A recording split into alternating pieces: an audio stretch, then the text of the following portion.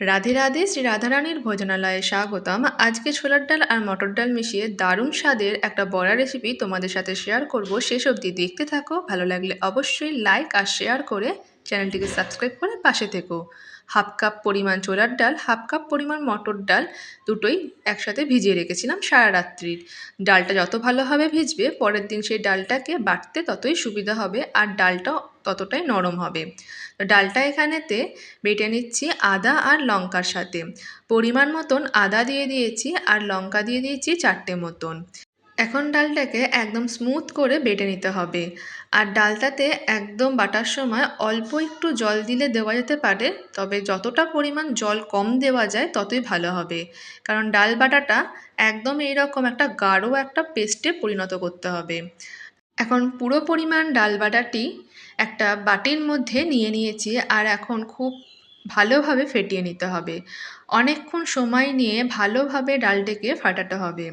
এখন দিয়ে দিলাম অল্প একটু বেকিং সোডা আর স্বাদ মতন লবণ দিয়ে দেব। এরপর হাতে একটু সময় নিয়ে মোটামুটি 5 মিনিট ভালোভাবে ডাল বাটাটিকে ফাটাতে হবে। যত ফাটানো হবে ডাল বাটাটি তত একটা ফ্লাফিনেস চলে আসবে। এরপর ডাল বাটার সাথে অল্প একটু মিশিয়ে দিচ্ছি 1 চামচ থেকে 2 চামচ পরিমাণ বেসন।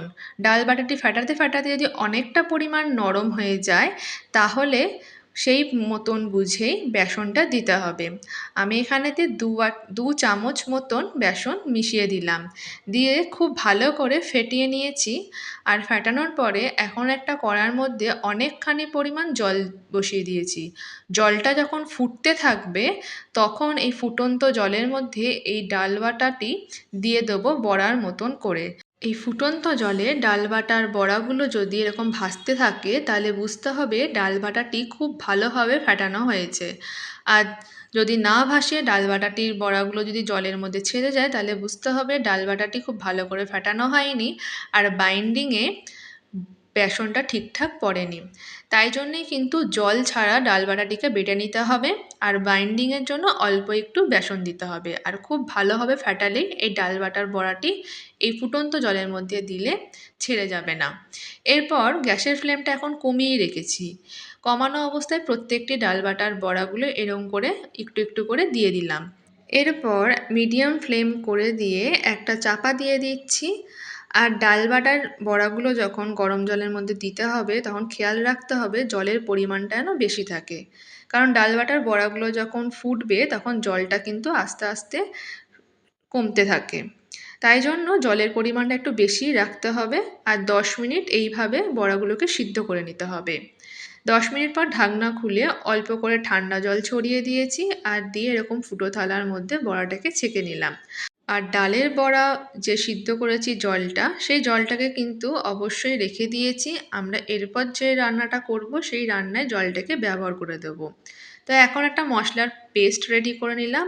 আদা, টমেটো, কাঁচা লঙ্কা আর 1 চামচ ধনে, 1 চামচ জিরে, অল্প একটু হলুদ দিয়ে মশলাটাকে একদম স্মুথ করে বেটে নেব। আর একটা পাত্রে জল ঝরানো টক দই, একদম 1 কাপ, ছোটো কাপের 1 কাপ মতন টক দই সাথে অল্প একটু চিনি দিয়ে ফেটিয়ে রেখে দিলাম। এই রান্নায় দইয়ের পরিমাণটা বেশি লাগবে। আর আদার পরিমাণ 2 থেকে 3 ইঞ্চি মতন, টমেটো দুটো ব্যবহার করেছি আর কাঁচা লঙ্কা 2-4টে মতন ব্যবহার করলেই হবে। ঝাল ঝাল আর একটু টক মিষ্টি হয় এই রেসিপিটা। এরপর কড়ার মধ্যে বেশ খানিকটা পরিমাণ সর্ষের তেল দিয়ে দিয়েছি। তেলটা খুব ভালোভাবে গরম হয়ে গেলে বড়াগুলো এখন ভেজে নেব। বড়াগুলো দেওয়া মাত্রই নাড়াচাড়া করবার দরকার নেই। আস্তে আস্তে যখন এরকম ব্রাউন হয়ে যাবে তখন এরকম নেড়ে চেড়ে এপিট ওপিট করে বড়াগুলোকে ভেজে নিতে হবে। প্রত্যেকটা বড়া এইভাবে ভেজে নিয়েছি। তারপর ওই কড়াতেই অল্প করে একটু সর্ষের তেল দিয়ে দিলাম। সেই তেলের মধ্যে গোটা সাদা জিরে ফোড়ন দিয়েছি। তেলটা অবশ্যই গরম করে নেওয়ার পরেই ফোড়নটা দিতে হবে। আর দিয়ে দিয়েছি শুকনো লঙ্কা। এরপর আদা, টমেটো, কাঁচা লঙ্কা, ধনে, জিরে, হলুদের পেস্টটিকে এই মধ্যে দিয়ে দিলাম। দিয়ে অনেকক্ষণ ধরে রান্না করে নেব যাতে এর মধ্যে সমস্ত মশলার কাঁচা গন্ধটা চলে যায়। তাই গ্যাসের ফ্লেমটাকে এখন একটু হাইতে রেখেই এরকমভাবে নেড়ে চেড়ে রান্না করে নেব যাতে কাঁচা গন্ধটা তাড়াতাড়ি চলে যায়। এরপর যখন মশলাটা এরকম শুকনো হয়ে আসবে তখন ফেটিয়ে রাখা টক দইটা দিয়ে দেব। আর এই টক দইটা দেওয়ার পরে টক দইয়ের বাটিতে ধোয়া জলটিও দিয়ে দিয়েছি। এবার দইয়ের সাথে এই মশলাটিকে খুব ভালোভাবে মিশিয়ে নেব। আর মিশিয়ে নেওয়ার পর এরপর যখন এটা ফুটতে ফুটতে একটু ঘন হয়ে আসবে তখন আরও একটু জল দিয়ে তারপর বড়াগুলো দেব। আর এই রেসিপির মধ্যে এই দইয়ের পরিমাণটা বেশি রাখলেই এই যে স্বাদ, এই যে গ্রেভির স্বাদটা খুব সুন্দর হয়। এখন স্বাদ মতন লবণটা দিয়ে দিচ্ছি। মশলা রসানোর সময় আমি কোনো রকম লবণ দিইনি, তাই এখন লবণটা দিয়ে দিলাম আর অল্প একটু শুকনো লঙ্কার গুঁড়ো দিয়ে দিয়েছি। তোমরা চাইলে রঙের জন্য এখানে কাশ্মীরি রেড চিলি পাউডারটাও ব্যবহার করতে পারো। এরপর খুব ভালো করে মিশিয়ে নিচ্ছি। আর মিশিয়ে নেওয়ার পর যখন এরকম ঘন হয়ে এসছে, ডাল বড়ার সিদ্ধ যে জলটি বলেইছিলাম এর পরের বাকি রান্নাটায় ব্যবহার করব, আর সেই জলটি এখন দিয়ে দিচ্ছি। যেটুকু আমার দরকার সেইটুকু পরিমাণ দিলেই হবে। বেশ খানিকটা পরিমাণ জল দিয়ে দিলাম। এবার ভালোভাবে এটা এখন মিশিয়ে নিচ্ছি। মিশিয়ে নেওয়ার পর যখন এটা টকবক করে ফুটতে শুরু করবে তখন এর মধ্যে বড়াগুলো দিয়ে দেব। সবকটি বড়া দেওয়া হয়ে গেলে এখন গ্যাসের ফ্লেমটা মিডিয়াম টু হাইয়ের মধ্যে রেখে দেবো। আর এই বড়াগুলো এই রসের মধ্যে এখন ফুটবে খুব ভালোভাবে। একদম রসের মধ্যে বড়াগুলো একদম একটু রসটা একদম শুষে নেবে, একদম নরম নরম হয়ে যাবে, তখনই এই বড়াগুলোকে নামিয়ে নেব। এখন ঢাকনা দিয়ে দিচ্ছি। এখন রান্না হবে আরও 10 মিনিট মতন। এরপর 10 মিনিট পর ঢাকনাটি খুলে নিচ্ছি।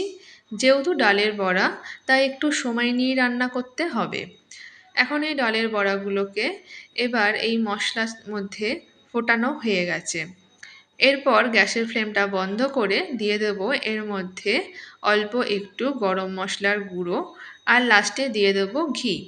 খুব ভালো করে মিশিয়ে নেব। এই রান্নাটি একটা উত্তরপ্রদেশের রান্না। এই রান্নাটিকে কারি বলা হয়ে থাকে। তো তোমরা এখনও যারা এই কারি রেসিপিটা এইভাবে করে দেখোনি তারা অবশ্যই এই ডাল বেটে এইভাবে করে দেখতে পারো। এখন ঘি দিয়ে এবার নামিয়ে নিয়েছি একটা বাটির মধ্যে। বেশ সুন্দর খেতে হয়েছিল। এটা কিন্তু শুধু খেতেও খুব সুন্দর লাগে, বড়াগুলো একটু নরম নরম, আর এই গ্রেভিটা খেতে খুব ভালো লাগে।